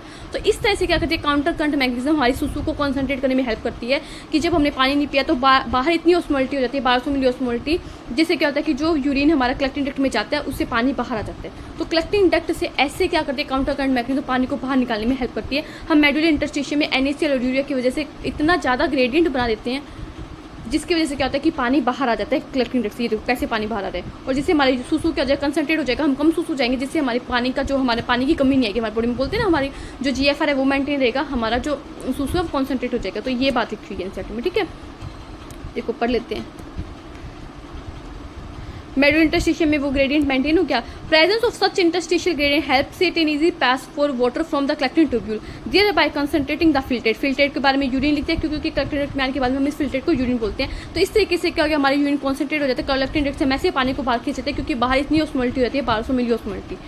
Human kidney can produce urine nearly 4 times. ये तो मैं आपको 3 बार बता चुकी हूँ, 300 से 1200 तक लेके आए, कितना हो रहा है, मतलब 4 टाइम हो रहा है। तो ह्यूमन किडनी कितने टाइम तक यूरिन को कॉन्सेंट्रेट कर सकती है, 4 टाइम तक यूरिन को कॉन्सेंट्रेट कर सकती है इनिशियल फिल्ट्रेट से। इनिशियल फिल्ट्रेट जहाँ पे 300 था तो हमने बाहर 1200 कर दिया, तो हमने क्या कर लिया, पानी को सारा बाहर निकाल लिया। तो कितना टाइम कॉन्सेंट्रेट हो गया हमारा यूरिन, 4 टाइम तक कॉन्सेंट्रेट हो गया इनिशियल फिल्ट्रेट से। तो आई होप आपको काउंटर करंट मैकेनिज्म समझ में आएगी। मैं वापस एक बार रिवाइज कर रही हूँ, आंखें बंद करके मेरे साथ बोलेंगे। जैसे ही बच्चों हमने टॉपिक पढ़ा कि हम हमारे यूरिन को कॉन्सेंट्रेट करना है, mechanism of concentration of the urine, उसमें फर्स्ट लाइन एनसीईआरटी लिखे कि हमारी मैमल्स के पास में ये एबिलिटी है कि हम हमारे यूरिन को कॉन्सेंट्रेट कर सकते हैं। और ये इसमें कौन हेल्प करता है बच्चों, इसमें सिग्निफिकेंट रोल प्ले करता है वासा रेक्टा और हेनली लूप। हेनली लूप और वासा रेक्टा दोनों के अंदर बच्चों क्या चलता है, काउंटर करंट चलता है। फिल्ट्रेट का फ्लो जो हेनली लूप में होगा वो काउंटर करंट में होगा, अपोजिट डायरेक्शन में होगा। वहीं पे जो वासा रेक्टा के अंदर ब्लड का फ्लो होगा बच्चों, वो कैसे होगा, काउंटर करंट में होगा, अपोजिट डायरेक्शन में होगा। तो ये दोनों बच्चों हेल्प करते हैं किसमें, काउंटर करंट मैकेनिज्म में। वासा रेक्टा और हेनली लूप एक दूसरे के इतने पास होते हैं कि जिससे क्या होती है, काउंटर करंट मैकेनिज्म परफॉर्म हो जाती है, काउंटर करंट मैकेनिज्म चल जाती है। कैसे चलती है, सबसे पहले तो मेरे ध्यान रखना कि जो हमारी ascending limb of loop of Henley है, जो लिम्ब ऊपर जाती है ascending limb of loop of Henley है, वो इलेक्ट्रोलाइट के लिए परमिएबल है बच्चों, जिससे क्या होगा, जो हमारी मेडुलरी इंटरस्टिशियम है उसमें NaCl आ जाएगा बाहर क्या आ जाएगा, NaCl आ जाएगा, क्योंकि वो इलेक्ट्रोलाइट के लिए परमिएबल है। तो बाहर क्या गया, NaCl आ गया। वहीं पे मैम जो हमारी कलेक्टिंग डक्ट है उससे क्या सकते हैं, यूरिया बाहर आ सकता है। तो यूरिया और NaCl दोनों मिलकर मैम हमारी मेडुलरी इंटरस्टिशियम में क्या करते हैं, ऑस्मोलिटी को बना के रखते हैं, मेडुलरी इंटरस्टिशियम ग्रेडियंट को बना के रखते हैं। ठीक है ना, तो अब क्या होता है, जैसे ही NaCl असेंडिंग लिम्ब से बाहर आता है वो एक्सचेंज हो जाता है डिसेंडिंग लिम्ब ऑफ वासा रेक्टा से। किससे एक्सचेंज हो गया, ascending limb of Henle loop से NaCl एक्सचेंज हो गया डिसेंडिंग लिम्ब ऑफ वासा रेक्टा से। फिर हमें लगता है कि मेडुलरी इंटरस्टिशियम में तो ग्रेडियंट कम होगी, बट जैसे ही वो असेंडिंग लिम्ब में आता है, वो NaCl ascending limb of vasa रेक्टा में आता है, तो वो वापस से बाहर आ जाता है किसमें, मेडुलरी इंटरस्टिशियम में। तो जिससे क्या होता है, हमारी जो मेडुलरी इंटरस्टिशियम की ग्रेडियंट है वो मेंटेन रहते हैं। और यूरिया क्या होता है, थिन सेगमेंट जो होता है असेंडिंग लिम्ब से वहाँ से अंदर चला जाता है असेंडिंग में, फिर वापस से क्या तो यूरिया का साइकिल चलता है, वो वापस से कलेक्टिंग डक्ट में आ जाता है, वापस से यूरिया बाहर निकलेगा कलेक्टिंग डक्ट से, वापस से 3 सेगमेंट में जाएगा ascending limb of loop of Henley में, वापस से वो बाहर निकलेगा। तो ऐसे क्या चलता रहता है, एक साइकिल चलता रहता है, जिसकी वजह से क्या होता है, हमारी मेडुलरी इंटरस्टिशियम का ग्रेडियंट बना रहता है। तो बाहर 1200 मिली ऑस्मोल हो गया, हमारी जो कलेक्टिंग डक्ट है उसमें पानी आ रहा है, हमने पानी कम पिया, हमारी ऐसी कंडीशन होगी जिससे क्या होता है, हम हमारा पानी बाहर खींच लेते हैं, यूरिन को कॉन्सेंट्रेट कर देते हैं। ये मैकेनिज्म कहती है बच्चों काउंटर करंट मैकेनिज्म, जो हमारी यूरिन को 4 टाइम तक कॉन्सेंट्रेट करने में हमारी हेल्प करती है। अब इससे क्वेश्चन क्या है, सबसे पहले तो क्वेश्चन ये बन सकता है कि काउंटर करंट मैकेनिज्म किस में हेल्प करेगी। काउंटर करंट मैकेनिज्म बच्चों यूरिन को कॉन्सेंट्रेट करने में हेल्प करेगी, यूरिन का कॉन्सेंट्रेशन करेगी। कितने टाइम तक हम यूरिन को कॉन्सेंट्रेट कर सकते हैं, 4 टाइम तक यूरिन को कॉन्सेंट्रेशन कर सकते हैं। कौन सी मैकेनिज्म के थ्रू करते हैं बच्चों, काउंटर करंट मैकेनिज्म के थ्रू करते हैं। कौन हेल्प करता है बच्चों, इसमें वासा रेक्टा और हेनली लूप में जो फ्लो होता है, काउंटर करंट फ्लो होता है, वो क्या करता है बच्चों, हमारा हेल्प करता है किसमें, काउंटर करंट मैकेनिज्म में। अब ये पूछ ले कि अब NaCl का एक्सचेंज किस किस के बीच में होता है। NaCl का एक्सचेंज होता है ascending limb of Henle loop, ascending limb of Henle loop और descending limb of vasa रेक्टा।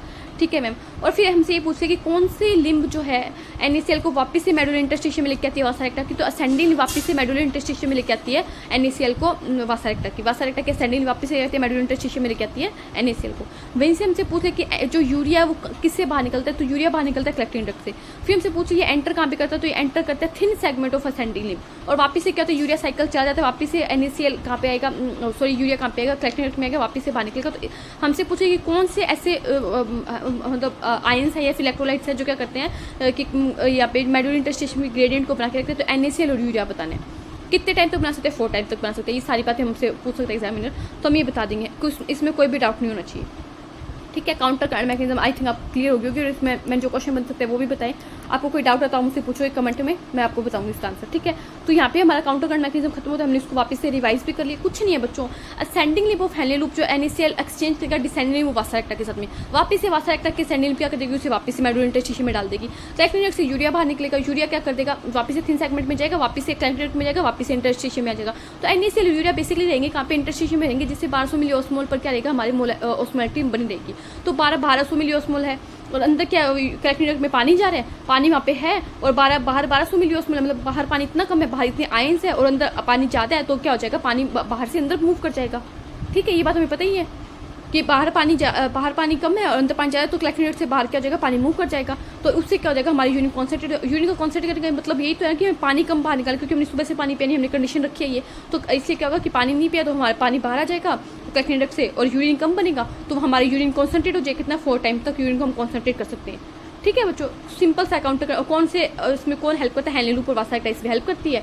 Urea और NaCl हेल्प करते हैं। यूरिया और NaCl क्या करते हैं, इंटरस्टिशियम ग्रेडियंट को बना के रखते हैं। यूरिया कलेक्टिंग डक्ट से बाहर निकलता है, thin segment of ascending limb में चला जाता है, वापस से कलेक्टिंग डक्ट में आता है, वापस से इंटरस्टिशियम में आता है। और वासा रेक्टा का डिसेंडिंग लिम्ब और हेनले लूप के असेंडिंग लिम्ब में क्या होता है, NaCl का एक्सचेंज होता है, वापस से वासा रेक्टा की जो असेंडिंग लिम्ब है उसे मेडुलर इंटरस्टिशियम में ट्रांसफर कर देती है। बस इतना सा तो है ही, इसमें कोई काउंटर करंट मैकेनिज्म कुछ भी हार्ड नहीं है, बहुत ईजी सी आई होप आपको मैंने 3-4 बार बोल दिया, माइंड में सेट ही होगी।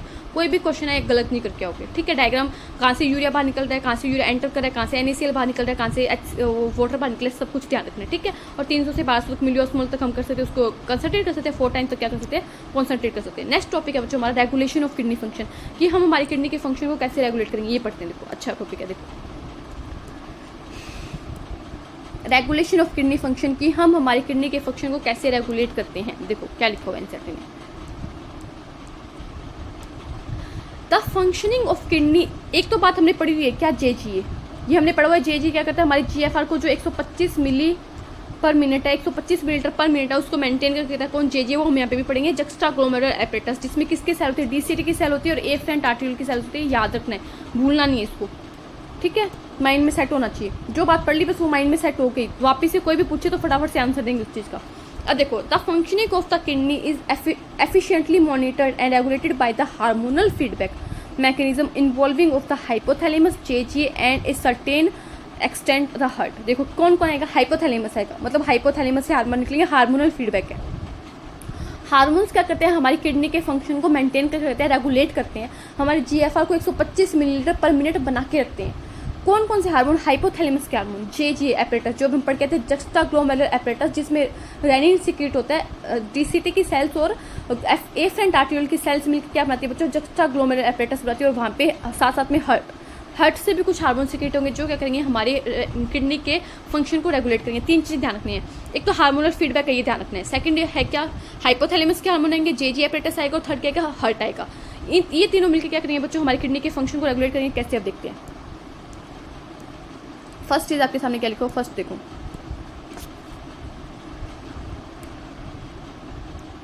osmoreceptor in the body are activated by change in blood volume, body fluid volume and ionic concentration। देखो मैंने आपको बताया कि हमारे बॉडी के अंदर हमारा जो बॉडी में क्या आता है, जो हमारा फ्लूइड है, जो हमारा पानी का बैलेंस है और जो हमारा आयनिक बैलेंस है वो बना रहना चाहिए, आयनिक कंसंट्रेशन बना रहना चाहिए, ओस्मो रेगुलेशन होना चाहिए। अगर वो उसमें कोई गड़बड़ आ रही है, वो कम हो रहा चाहता है, तो क्या होते हैं, हमारे ओस्मो रिसेप्टर्स होते हैं वो एक्टिवेटेड हो जाते हैं।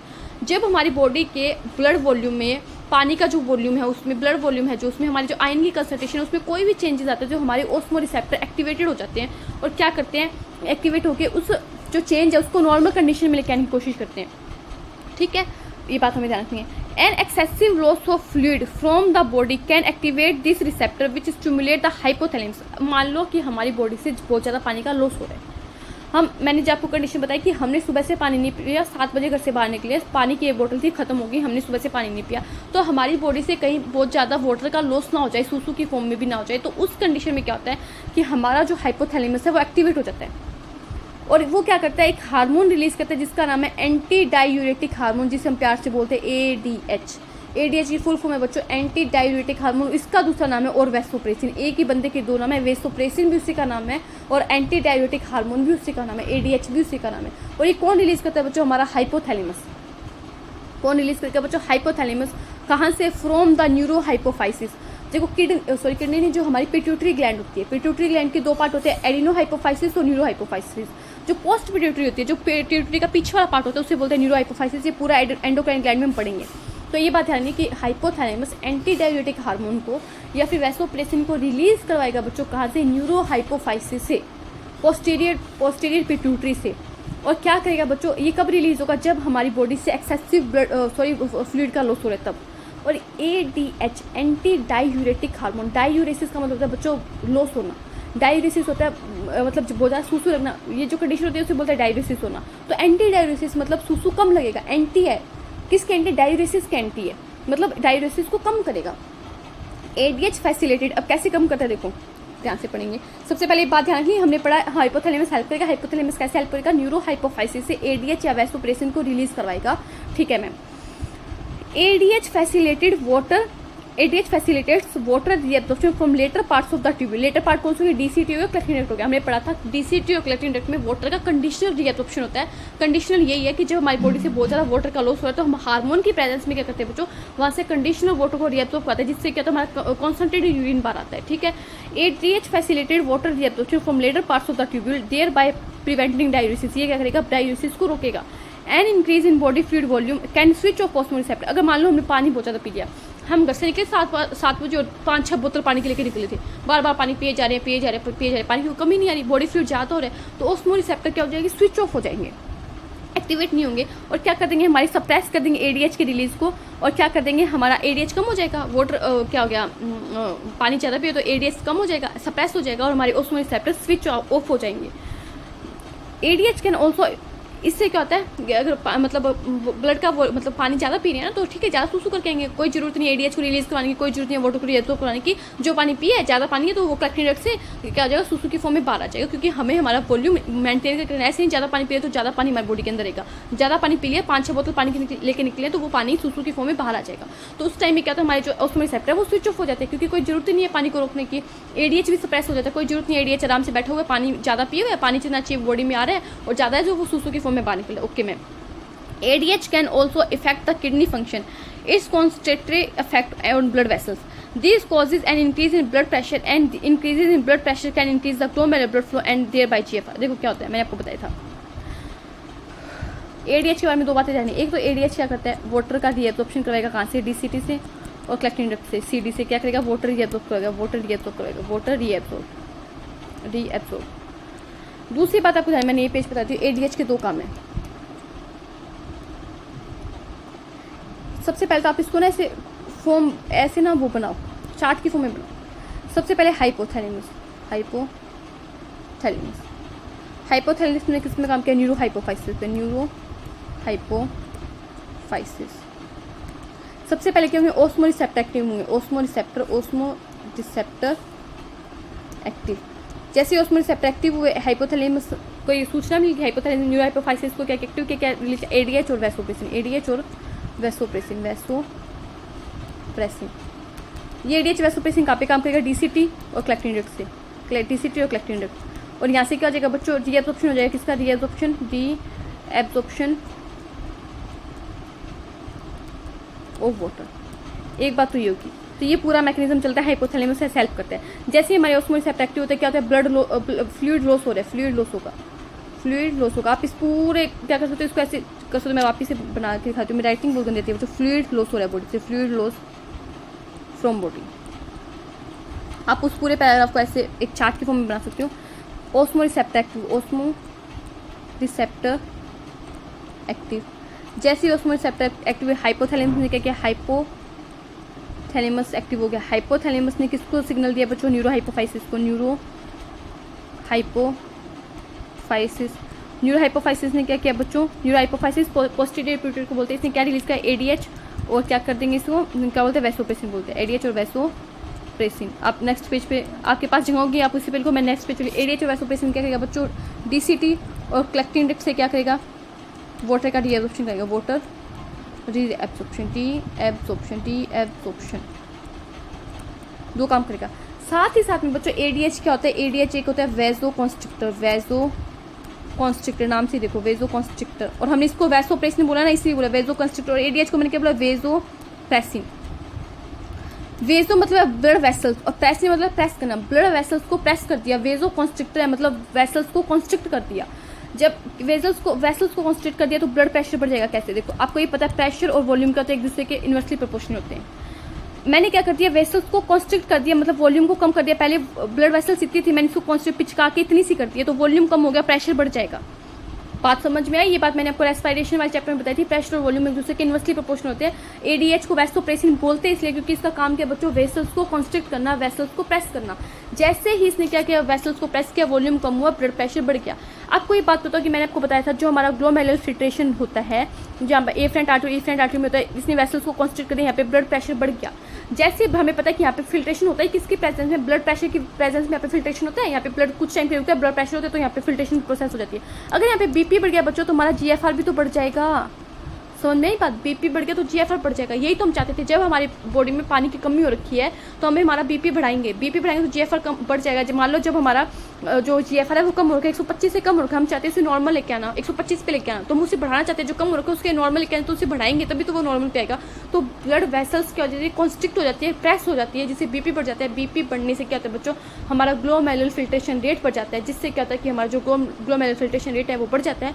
तो मतलब हम यही तो चाहते थे, जब हमने सुबह से पानी नहीं पिया था तो हम यही तो चाहते थे, हम एक बोतल पानी के लेके निकले थे, हम चाहते थे कि हमारा ग्लोमेरुलर फिल्ट्रेशन रेट बढ़ जाए। तो किडनी ने ये फंक्शन कर दिया, किसके हेल्प से, एडीएच और वैसोप्रेसिन की हेल्प से।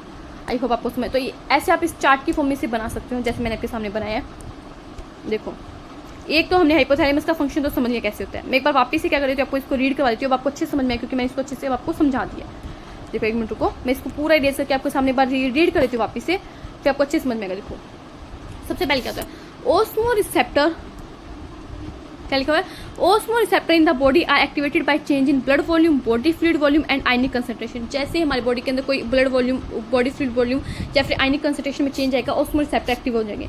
And excessive loss of fluid from the body can activate the receptor which, मैंने बताया लिखा था मैंने, देखो मैंने लिखा था जैसे फ्लूइड लॉस हुआ तो ओस्मो रिसेप्टर एक्टिव हो गए, वो हाइपोथैलेमस में उसको सिग्नल मिल गया, हाइपोथैलेमस न्यूरोहाइपोफाइसिस को सिग्नल दिया, वही बात लिखी है यहाँ पे। देखो क्या लिखा हुआ है, An excessive loss of fluid from the body can activate these receptors which stimulate the hypothalamus to release antidiuretic hormone or vasopressin hormone from the neurohypophysis. ADH facilitated water reabsorption from the later parts of the tubule like DCT and collecting duct, thereby preventing diuresis। ये diuresis को रोकेगा। An increase in body fluid, अगर condition उल्टी है, an increase in body fluid volume can switch off osmoreceptor and suppress the ADH release to complete the feedback। अगर ज़्यादा पानी पिए तो कोई दिक्कत नहीं है, एडीएच सप्रेस रहेगा, ओस्मो रिसेप्टर स्विच ऑफ रहेंगे। पानी जितना पिए, जितना बॉडी को नीड है उतना तो बॉडी एब्जॉर्ब कर लेगी, क्योंकि पीसीटी से वैसे भी 70 से 80% हम रीअब्जॉर्प्शन कर लेते हैं, उतना हमारी बॉडी के लिए सफिशिएंट होता है। जब हमने पानी अच्छे से पी रखा है, हमें यूरिन को कॉन्सेंट्रेट करने की जरूरत नहीं है। बट जब कंडीशन ऐसी आ जाती है ना, कोई चेंज आ जाता है, तब ये मैकेनिज्म चलते हैं कि जिससे हम क्या कर सकते हैं, हमारे जीएफआर को नॉर्मल ले रेगुलेट कर सके। ये बातें तब की है, ठीक है। ADH can also affect the kidney function, kidney के फंक्शन को कैसे अफेक्ट करेगा, by its constrictive effect on blood vessels. नाम भी ऐसा है, vaso constrictor, vasopressin. These cause an increase in blood pressure, increase हो जाएगा। An increase in blood pressure can increase the glomerular blood flow. मैंने बताया था कैसे ब्लड फिल्ट्रेट होता है, ब्लड प्रेशर की प्रेजेंस में तो फिल्ट्रेट होता है, तो ग्लोमेरुलर ब्लड फ्लो इंक्रीज हो जाएगा। एंड देयर बाय जीएफआर, और उससे हमारा जीएफआर ग्लोमेरुलर फिल्ट्रेशन रेट भी क्या हो जाएगा, इंक्रीज हो जाएगा। आई होप आपको ये एडीएच वाला समझ में आएगा। अब पढ़ते हैं हम जेजीए। थोड़ा सा ग्लोमेरुलर एपरेटस के बारे में हमने वहाँ पे पढ़ा है, कभी पढ़ा था जब हम क्या पढ़े थे, यूरिन फॉर्मेशन पढ़े थे, उस टॉपिक में जेजे के बारे में थोड़ा सा उन्होंने बताया हुआ है, बट यहाँ पे डिटेल में और बताया उन्होंने क्या होता है। देखो द जेजे की फुल फॉर्म आपको पता होनी चाहिए, जक्स्टा, जेजे की फुल फॉर्म आपको पता होनी चाहिए क्या होती है बच्चों, जक्स्टा ग्लोमेरुलर एपरेटस, ठीक है मैम। और कौन सी सेल बनाती है, डीसीटी की सेल्स होती है और एफरेंट आर्ट्रियोल की सेल्स होती है। जब juxtaglomerular apparatus plays a complex regulatory role, ठीक है ma'am. A fall in glomerular blood flow, glomerular blood pressure (GFR) जब हमारा GFR गिर गया, ग्लोमेरुलर ब्लड प्रेशर गिर गया, ग्लोमेरुलर ब्लड फ्लो गिर गया, सारी एक ही बात है। ग्लोमेरुलर ब्लड फ्लो मिल गया, ग्लोमेरुलर ब्लड फ्लो गिर गया मतलब ग्लोमेरुलस के अंदर ब्लड कम आ रहा है। ग्लोमेरुलर ब्लड प्रेशर गया मतलब ब्लड प्रेशर कम है तो फिल्ट्रेट कम बनेगा, फिल्ट्रेट कम बनेगा तो मतलब हमारा GFR भी कम बनेगा। तो तीनों बात एक ही है ना। अगर इसमें फॉल हो जाए बच्चों, क्या हो जाए, कमी आ जाए, तो ये तब की बात है। Can activate the JG cells. JG cells कौन सी थी, जक्स्टा ग्लोमेरुलर सेल्स को क्या करता है, ये रिलीज करता है रेनिन, रेनिन हमने पढ़ा था, which converts angiotensinogen in blood to angiotensin first and further to angiotensin second. Angiotensin second being a powerful vasoconstrictor increase the glomerular blood pressure and thereby GFR. Angiotensin second also activate the adrenal cortex to release aldosterone. Aldosterone causes absorption of Na plus and water from the distal parts of the tubule. This also leads to an increase in blood pressure and GFR. This complex mechanism generally known as renin-angiotensin mechanism. देखो क्या होता है, एक बार के लिए मैंने पढ़ तो दिया पर मुझे लग रहा है आपको कुछ समझ में नहीं आएगा। देखो एक मैकेनिज्म होती है जिसको बोलते हैं रास मैकेनिज्म, रास मैकेनिज्म, आप इसको नोट कर लोगे। रास की फुल फॉर्म देखोगे, रेनिन एंजियोटेंसिन एल्डोस्टेरोन सिस्टम, ये पूरी फुल फॉर्म है इसकी। कैसे ये मैकेनिज्म हेल्प करती है देखो, मैं आपको बना के कर दूँ। जैसे ही बच्चों हमारा GFR गिरा, फॉल हुआ GFR में, ग्लोमेरुलर फिल्ट्रेशन रेट में फॉल हुआ, ग्लोमेरुलर ब्लड के प्रेशर में कमी आई, तो या फिर ग्लोमेरुलर ब्लड का फ्लो गिर गया, ये तीनों बातें एक। जैसे ही ये गिरता है बच्चों, वैसे ही क्या होता है बच्चों, हमारे JG सेल्स हैं, JG सेल्स एक्टिवेट हो जाते हैं, JG cells are activated. JG cell कौन सी, हमने ग्लोमेरुलर एपरेटस पढ़ा है, वो कौन सी सेल्स है, एफरेंट आर्टेरियल की सेल्स, और कौन सी सेल्स मिलकर JG एपरेटस बनाती है, डिस्टल कॉन्वर्टेड ट्यूब्यूल DCT की सेल्स मिलकर JG एपरेटस बनाती है। JG सेल्स एक्टिवेट और क्या सीक्रेट करती है बच्चों, रेनिन। ये रेनिन बच्चों हमारा एक ब्लड में एक सब्सटेंस होता है जिसे बोलते हैं एंजियोटेंसिनोजन। इस एंजियोटेंसिनोजन को ये रेनिन किस में चेंज कर देता है, एंजियोटेंसिन फर्स्ट में, एंजियोटेंसिन फर्स्ट में। और ये एंजियोटेंसिन फर्स्ट आगे किस में चेंज होता है बच्चों, नेक्स्ट पेज पे लिख रही हूँ, एंजियोटेंसिन फर्स्ट आगे चेंज होता है बच्चों एंजियोटेंसिन सेकंड में, एंजियोटेंसिन सेकंड में। और ये एंजियोटेंसिन सेकंड बच्चों है एक वेजोकॉन्स्ट्रिक्टर, नाम से पता चलता है। हमने ADH के बारे में पढ़ा था, वैसोप्रेसिन उसका दूसरा नाम पढ़ा था, वो भी वेजोकॉन्स्ट्रिक्टर था, और एंजियोटेंसिन सेकंड भी वेजोकॉन्स्ट्रिक्टर है बच्चों। ये क्या करेगा, ब्लड वेसल्स को कॉन्टैक्ट करेगा, ब्लड वेसल्स को पिचका देगा, ब्लड वेसल्स को कॉन्टैक्ट करेगा, ब्लड वेसल्स को क्या करेगा, कॉन्टैक्ट कर देगा। जैसे ही ब्लड वेसल्स पहले इतनी थी, ब्लड वेसल्स कॉन्टैक्ट होगी तो हमारा ब्लड प्रेशर बढ़ जाएगा। जैसे ही बच्चों हमारा ब्लड प्रेशर बढ़ेगा तो हमारा GFR भी बढ़ जाएगा। तो एक तो ये काम करता है ये एंजियोटेंसिन सेकंड, समझ में आई। यही तो हम चाहते थे, हमारा GFR गिरा तो हमें GFR को बढ़ाना है बच्चों, नॉर्मल कंडीशन पे लेके आना, तो ये सारा काम होता है। वहीं पे जो हमारा बच्चों एंजियोटेंसिन सेकंड है, एंजियोटेंसिन सेकंड, क्योंकि इसमें एल्डोस्टेरोन भी आ रहा है, हमने पढ़ा है रेनिन एंजियोटेंसिन एल्डोस्टेरोन सिस्टम, तो इसमें एल्डोस्टेरोन को भी हमें इंट्रोड्यूस करना, वो कैसे होता है देखो। एंजियोटेंसिन सेकंड हमारी ग्लैंड होती है बच्चों एड्रिनल ग्लैंड, इसको मैंने आपको पढ़ाया था किसके बाद, कौन से चैप्टर में, बॉडी फ्लूइड एंड सर्कुलेशन में बताया था कि एड्रिनल मेडुला के मैं बताया था किडनी के ऊपर ही ऐसे ग्लैंड होती है, ऐसे करके टोपी सी होती है। इस ग्लैंड के जो ये ऐसे मैंने ग्लैंड बनाई, इसके दो पार्ट होते हैं, बाहर वाला पार्ट होता है कॉर्टेक्स और अंदर वाला पार्ट होता है मेडुला। और मैंने आपको बताया था एड्रिनल मेडुला के जो हार्मोन होते हैं, एपिनेफ्रिन और नोरएपिनेफ्रिन। एड्रिनलिन और नॉन एड्रिनलिन एक ही बंदे के दो नाम है, एपिनेफ्रिन को एड्रिनलिन बोलते हैं और नोरएपिनेफ्रिन को नॉन एड्रिनलिन बोलते हैं। वो किससे रिलीज होते हैं, वो मेडुला से रिलीज होते हैं, और ये हमने हार्ट वाले चैप्टर में पढ़े थे, हार्ट की मैकेनिज्म में इफेक्ट करते हैं। वहीं पे जो हमारा एड्रिनल कॉर्टेक्स है, इस पर कौन इफेक्ट करता है, एंजियोटेंसिन सेकंड, और यहाँ से एक हार्मोन रिलीज होता है जिसे बोलते हैं बच्चों एल्डोस्टेरोन, ठीक है। और ये एल्डोस्टेरोन क्या करता है जो हमारे DCT वाले पार्ट से कलेक्टिव रूप से क्या करता है, Na प्लस के एब्जॉर्प्शन को और वाटर के रीएब्जॉर्प्शन को बढ़ा देता है। इसका एब्जॉर्प्शन बढ़ जाएगा ब्लड में, इसका एब्जॉर्प्शन बढ़ जाएगा, मतलब वाटर बढ़ गया, Na प्लस बढ़ गया, यानी ब्लड प्रेशर बढ़ गया, वाटर बढ़ गया, ब्लड प्रेशर बढ़ गया, GFR बढ़ जाएगा। तो इससे क्या करते हैं, हम हमारे GFR को नॉर्मल कंडीशन पर ले आते हैं। तो दोनों बातें ध्यान रखनी है। अब एक बार आंखें बंद करके मेरे साथ बोलेंगे, कोई भी ज़्यादा कुछ भी नहीं पढ़ा बच्चों, बहुत ईजी से चीज़ें पढ़ी हैं, टाइम लगे एक बार समझ में, जब इसको रिवाइज करेंगे तो 2 मिनट के अंदर चुटकियों में याद होगा कैसे। मैम हमने पढ़ा कि हम हमारी किडनी के फंक्शन को रेगुलेट कर सकते हैं by hormonal feedback. Hormone hypothalamus के आएंगे, किसके आएंगे, JG के आएंगे, और किसके आएंगे, हाइपोथैलेमस, JG और हार्ट के। सबसे पहले मैम हमने पढ़ा हाइपोथैलेमस। हाइपोथैलेमस के बारे में मैंने आपको चार्ट सा बना के दिखाया, एक फ्लो चार्ट। जैसे ही हमारा क्या होगा, बॉडी से फ्लूइड का लॉस होगा, जीएफआर गिरेगा, हाइपोथैलेमस जीएफआर गिरेगा, बॉडी से फ्लूइड का लॉस होगा, ऑस्मो रिसेप्टर एक्टिव हो जाएंगे। ऑस्मो रिसेप्टर एक्टिव हो जाएंगे तो बच्चों क्या हो जाएगा, हमारे हाइपोथैलेमस एक्टिवेट हो जाएगा। हाइपोथैलेमस न्यूरो हाइपोफाइसिस को सिग्नल देगा कि अब आप क्या रिलीज करो, एडीएच रिलीज करो। और उसी का दूसरा नाम है बच्चों वेसोप्रेसिन। एडीएच का नाम है एंटी डायूरेटिक हार्मोन।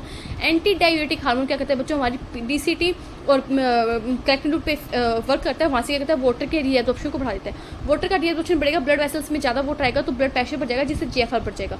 वहीं पे बच्चों एडीएच का एक काम हो रहा है, हम उसे वैसोप्रेसिन इसलिए बोले कि वो वेसल्स को प्रेस कर देगा, वैसो कॉन्स्ट्रिक्टर बढ़े, वेसल्स को कॉन्टैक्ट कर देगा, जिससे क्या हो जाएगा, हमारा ब्लड प्रेशर बढ़ जाएगा, जीएफआर बढ़ जाएगा। इतना सा काम है बस एडीएच का, कोई काम नहीं है। अगर बॉडी में फ्लूइड ज़्यादा है, हमने अच्छे से पानी पिया, 5-10 बोतल पानी के लेके गए, कोई पानी की कमी नहीं है, कैंपर पूरा पानी के लेके गए, तो उस कंडीशन में स्विच ऑफ रहेंगे हमारे ऑस्मो रिसेप्टर्स और एडीएच भी सप्रेस रहेगा। नॉर्मल जितना पानी पी रहे हैं, बॉडी को जितना चाहिए उतना ये तो हो रहा है और बाकी सूसू की फॉर्म में बाहर निकल रहा है। ठीक है बच्चों, इसमें कोई भी दिक्कत नहीं है। अगर फिर कंडीशन आती है बच्चों, यहाँ पे हो गया, ये इतना हो गया, जीएफआर बढ़ गया, ये हो गया। फिर बच्चा होता है जेजी एपरेटस। जेजी एपरेटस में बच्चों होती है जेजी सेल्स। जेजी एपरेटस कौन होता है, डीसीटी सेल्स होती है, एफरेंट आर्टरी होती है। जैसे ही जीएफआर गिरा, जेजी सेल्स एक्टिवेट हो जाती है। जेजी सेल क्या रिलीज करती है बच्चों, रेनिन रिलीज करती है। रेनिन क्या करता है बच्चों, हमारे ब्लड के अंदर होता है एंजियोटेंसिनोजन। एंजियोटेंसिनोजन को रेनिन एंजियोटेंसिन फर्स्ट में कन्वर्ट कर देगा और एंजियोटेंसिन फर्स्ट आगे कन्वर्ट होगा एंजियोटेंसिन सेकंड में। मतलब काम एंजियोटेंसिन सेकंड करेगा। एंजियोटेंसिनोजन तो इनएक्टिव फॉर्म में घूम रहा है ब्लड में। जब कंडीशन आती है तो वो चेंज हो जाता है, क्योंकि ऐसे हम नॉर्मली एंजियोटेंसिन सेकंड में बना के नहीं रखेंगे ब्लड में, क्योंकि जब हमें जरूरत ही नहीं है हमारे जीएफआर को बढ़ाने की, नॉर्मल कंडीशन चलिए अच्छे से पानी पी रहे हैं, तो क्यों हम एंजियोटेंसिन सेकंड बना के रखें। इसलिए वो इनएक्टिव फॉर्म में होता है एंजियोटेंसिनोजन। जब जरूरत होती है तो रेनिन रिलीज करती है जेजी सेल्स और एंजियोटेंसिन फर्स्ट में कन्वर्ट करती है, देन एंजियोटेंसिन सेकंड में कन्वर्ट होता है। एंजियोटेंसिन सेकंड बच्चों क्या करता है, वेजो कॉन्स्ट्रिक्टर है। एंजियोटेंसिन सेकंड वेजो कॉन्स्ट्रिक्टर, नाम से पता चल रहा है, ब्लड वेसल्स को कॉन्स्ट्रिक्ट कर देगा। ब्लड वेसल्स को कॉन्स्ट्रिक्ट करेगा तो ब्लड प्रेशर बढ़ जाएगा, जिससे हमारा जीएफआर बढ़ जाएगा। साथ ही साथ में एंजियोटेंसिन सेकंड बहुत तेज, बहुत चालाक आदमी है, ये क्या करता है, एल्डोस्टेरोन को एक्टिव कर देता है। एल्डोस्टेरोन बच्चों निकलता है एड्रिनल कॉर्टेक्स से। एल्डोस्टेरोन क्या करता है बच्चों, डीसीटी और सीडी वाले पार्ट से, कलेक्टिंग रेट वाले पार्ट से Na+ का सोडियम आयन का रीएब्जॉर्प्शन और वाटर का रीएब्जॉर्प्शन बढ़ा देता है, जिससे ब्लड प्रेशर बढ़ जाता है, जिससे जीएफआर बढ़ जाता है। इतनी बात ध्यान रखें। मतलब हमने जेजी भी पढ़ लिया, हाइपोथैलेमस भी पढ़ लिया, अब हमें पढ़ना है हार्ट को। अब हमें क्या पढ़ना है, हार्ट को पढ़ना है, वो और पढ़ लो। देखो एक बार मैं इसे जेजी वाले को दोबारा से पढ़ा दूँ, क्योंकि पहले मैंने ना जल्दी बोल दिया था, क्योंकि मुझे लगा था उससे आपको समझ में आएगा। एक बार मैं वापिस से पढ़ा देती हूँ आपको, जिससे आपको समझ में आ जाएगा। देखो हमने रास मैकेनिज्म पढ़ ली। देखो the JGA plays a complex regulatory role, a fall in glomerular blood flow, glomerular blood pressure, GFR can activate the JG cells to release renin, which converts angiotensinogen in blood to angiotensin first and further angiotensin second. Angiotensin second being a powerful vasoconstrictor, increase the glomerular blood pressure and thereby GFR. Angiotensin second also activate the adrenal cortex to release aldosterone. Aldosterone causes reabsorption of Na+ and water from the distal parts of the tubule. This also leads to an increase in blood pressure and GFR. This complex mechanism is generally known as renin-angiotensin mechanism. रास mechanism बोल देते हैं, rennin angiotensin mechanism बोल देते हैं, renin angiotensin aldosterone system भी बोल देते हैं। ठीक है, यहाँ पे रास मैकेनिज्म भी आप इसके ब्रैकेट में लिख सकते हो, रास मैकेनिज्म। ठीक है, तो उसे आपको एल्डोस्टेरोन भी ध्यान में रहेगा, क्योंकि रेनिन एंजियोटेंसिन में इन्होंने आगे एल्डोस्टेरोन को लिखा, तो आप लिख सकते हो। ठीक है, कोई बात नहीं। नेक्स्ट देखते हैं। नेक्स्ट अब हार्ट बच गया, बस एक 2 लाइन ही बची। हार्ट का तो कुछ भी काम नहीं, हार्ट का तो थोड़ा सा काम, देखो बहुत ईजी सा है। ईजी तो वैसे सब कुछ ही था, ये और भी ईजी है। देखो An increase in blood flow to atria of the heart can causes the release of atrial nucleatic factor. ANF can cause vasodilation, dilation of blood vessels and thereby decrease the blood pressure. देखो क्या होता है, दोनों जो mechanism पढ़ी हमने, जेजी sales की जो मैकेनिज्म पढ़ी, जेजी एपरेटस की जो मैकेनिज्म पढ़ी और जो हाइपोथैलेमस की मैकेनिज्म पढ़ी, वो दोनों क्या कर रहे थे, हमारे जीएफआर को बढ़ा रहे थे। जब हमारा जीएफआर कम हो रहा था, मतलब जीएफआर बढ़ा रहे थे, मतलब ब्लड प्रेशर को बढ़ाए थे, जिसकी वजह से हमारा जीएफआर बढ़ रहा था। बच्चों क्या होता है, ज़्यादा ब्लड प्रेशर भी तो नहीं बढ़ना चाहिए ना, ज़्यादा ब्लड प्रेशर भी तो बढ़ेगा तो वो भी हमारी हार्मफुल है। तो इसको मतलब रास मैकेनिज्म को और हाइपोथैलेमस की मैकेनिज्म को काउंटर करने के लिए, उनके ऊपर क्या करने के लिए, कंट्रोल करने के लिए एक मैकेनिज्म और होता है, जिसे हम बोलते हैं हार्ट का मैकेनिज्म। उसमें क्या होता है, ये देखो ANF मैकेनिज्म बोलते हैं, atrial natriuretic factor. Atrial natriuretic factor, atria क्या करता है, कुछ फैक्टर रिलीज करता है, जिसे बोलते हैं एट्रियल न्यूट्रेटिक फैक्टर। ये ANF मैकेनिज्म रास मैकेनिज्म पे और हाइपोथैलेमस की मैकेनिज्म पे काउंटर होती है, मतलब उसको अपोजिट होती है। ये क्या करती है, ये वेजो डायलेशन होती है। ये क्या करती है, वेजो डायलेशन करती है, मतलब ब्लड वेसल्स पहले इतनी थी तो उसको और डायलेट करके इतना कर देगी, जिससे अगर देखो प्रेशर वॉल्यूम के इन्वर्स होता है, तो वॉल्यूम बढ़ेगा तो प्रेशर कम हो जाएगा। ठीक है। मान लो क्या कर रहा है, जो जेजी मतलब जो रास मैकेनिज्म और जो हाइपोथैलेमस के मैकेनिज्म वो ब्लड प्रेशर को बढ़ा रहे हैं, बट इनके ऊपर कंट्रोल रखने के लिए भी तो कोई होना चाहिए, कहीं ज़्यादा ब्लड प्रेशर को ना बढ़ा दे। अगर ज़्यादा ब्लड प्रेशर बढ़ रहा है तो हमारे एट्रिया जो है, हार्ट के एट्रिया, वो एक फैक्टर रिलीज करते हैं जिसे बोलते हैं एट्रियल न्यूट्रेटिक फैक्टर ANF, जो क्या कहता है वेजो डायलेटर होता है, हमारे ब्लड वेसल्स के डायमीटर को बढ़ा देता है, जिससे क्या होता है ब्लड प्रेशर डिक्रीज हो जाता है। ब्लड प्रेशर डिक्रीज होगा तो यही तो हम चाहते थे, ब्लड प्रेशर बढ़ रहा है तो उसे कंट्रोल करें, तो ब्लड प्रेशर को डिक्रीज कर दिया, बस यही बात है और कुछ भी नहीं है। देखो क्या लिखा हुआ है, बस ये बात ध्यान रखनी है कि जो ANF है ना वो वेजो डायलेटर की तरह वर्क करता है, मतलब कंट्रोल करता है किसको, रास मैकेनिज्म को और किसको, हाइपोथैलेमस वाले मैकेनिज्म को। An increase in blood flow to the atria of the heart can causes the release of atrial natriuretic factor. क्या कर देंगे, ब्लड प्रेशर बढ़ रहा है तो क्या कर देंगे, एट्रिया क्या रिलीज करेंगे, एट्रियल न्यूट्रेटिक फैक्टर रिलीज करेंगे। ANF कैन कॉज वेजो डायलेटर, ये क्या तो वेजो डायलेशन होता है, ब्लड वेसल्स को डायलेट कर देगा, and thereby decrease the blood pressure, जिससे ब्लड प्रेशर क्या हो जाएगा, कम हो जाएगा। ANF mechanism therefore act as a check on the renin angiotensin mechanism, check out करती है उसे या फिर कंट्रोल करती है किसको, रेनिन एंजियोटेंसिन मैकेनिज्म को। ठीक है बच्चों, आई थिंक आपको समझ में आएगा। कोई डाउट है तो मुझसे पूछ सकते हो। थोड़ा सा बच्चों क्या काउंटर करंट मैकेनिज्म को समझाने में मुझे थोड़ा सा टाइम लगा। अब आप खुद 1 मिनट के अंदर उसे बोल सकते हो कि असेंडिंग लिम्ब से NaCl बाहर निकलता है, वासा रेक्टा की डिसेंडिंग लिम्ब के साथ में वो एक्सचेंज हो जाता है, वो वापस से वासा रेक्टा की असेंडिंग लिम्ब क्या कर देती है, उसे वापस से मेडुलर इंटरस्टिशियम में ट्रांसफर कर देती है। यूरिया क्लैक्टिनेट से बाहर निकलता है, असेंडिंग लिम्ब के थिन पार्ट में जाता है, वापस से क्या होता है, यूरिया क्लैक्टिनेट में आ जाता है, वापस से वो साइकिल चलता है। NaCl यूरिया दोनों मिलकर क्या करते हैं, मेडुलर इंटरस्टिशियम के ग्रेडियंट को 1200 मिलियोस्मोल तक बना के रखते हैं। अभी हमें जब पानी कम है तो क्या क्या बाहर 1200 मिलियोस्मोल है, क्लैक्टिनेट में क्या कर रहा है, फिल्ट्रेट पास हुआ है, यूरिन पास हुआ है, तो उससे पानी बाहर खींच लेंगे हम, जिससे क्या कर सकते हैं, हम 4 टाइम तक हमारी यूरिन को कॉन्सेंट्रेट कर सकते हैं। ये एबिलिटी होती है ह्यूमन के किडनी के अंदर। इसमें वासा एक्टा और हेलियन लूप हेल्प करते हैं, काउंटर करंट मैकेनिज्म चलती है। अब आपको 1 मिनट नहीं लगा काउंटर करंट मैकेनिज्म को खुद से बोलने के लिए, बट उसको समझाने में मुझे 5 से 10 मिनट लगे, मतलब थोड़ा टाइम लगता है। वहीं पर आप पूरा रेगुलेशन बता सकते हो, ADH कैसे वर्क करता है, ADH को वैसोप्रेसिन बोलते हैं, पूरा मैंने फ्लो चार्ट आपके सामने बता दिया। पूरा रेनिन एंजियोटेंसिन एल्डोस्टेरोन सिस्टम मैंने बता दिया। एंजियोटेंसिन सेकंड क्या करेगा, वेजो कॉन्स्ट्रिक्टर है और एल्डोस्टेरोन को एक्टिवेट कर देगा, एड्रिनल कोर्टेक्स वाले हार्मोन को। दोनों क्या काम करते हैं, Na+ को वाटर को रिजर्व करेगा कौन, एल्डोस्टेरोन। और ANF क्या काम करता है, आप 2 मिनट के अंदर पूरा दोनों पैराग्राफ अपने मुंह से बोल सकते हो, विदाउट किसी भी मतलब किसी भी ऐसे मतलब बर्डन के कि नहीं आता है नहीं आता। मतलब अब आपको ये कॉन्फिडेंस होना चाहिए खुद पे क्या आता है। हर NCERT के हर एक लाइन, हर एक शब्द को मैंने आपको बहुत अच्छे से समझाया, और आपको ये कॉन्फिडेंस होना चाहिए कि मुझे काउंटर करंट मैकेनिज्म और रेगुलेशन ऑफ किडनी बहुत अच्छे से आता है, इसमें कोई भी डाउट नहीं है। ठीक है, टाइम लगा थोड़ा सा, मैं मानती हूँ। आपका टाइम देने के लिए मुझे बहुत सारा थैंक यू कि आप मेरी क्लास को देख रहे हो। Thank you. और ऐसे हमेशा हंसते रहो, मुस्कुराते रहो, पढ़ते रहो।